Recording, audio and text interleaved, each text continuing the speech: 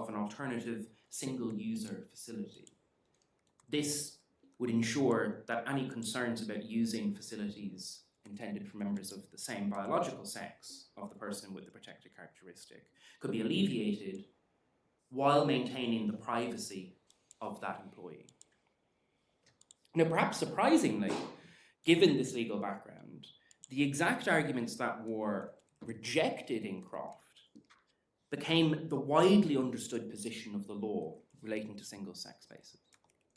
So in 2011, the Equality and Human Rights Commission issued a previous code of practice for services, public functions and associations, which stated that if a service provider provides single or separate sex services for women and men, or provides services differently for women and men, they should treat transsexual people according to the gender role in which they present.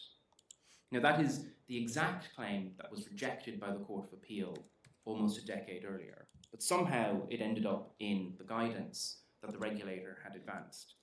Now, guidance is supposed to advise people on the law, not to make interventions in the law.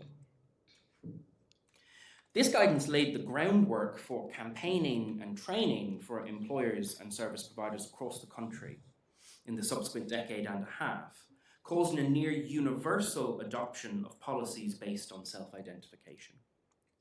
Despite the Court of Appeal in Croft stating explicitly that presentation in a particular gender role did not confer an entitlement to access single-sex spaces, it became widely understood that it would be unlawful gender reassignment discrimination to exclude a transgender person from single-sex facilities that they identified with.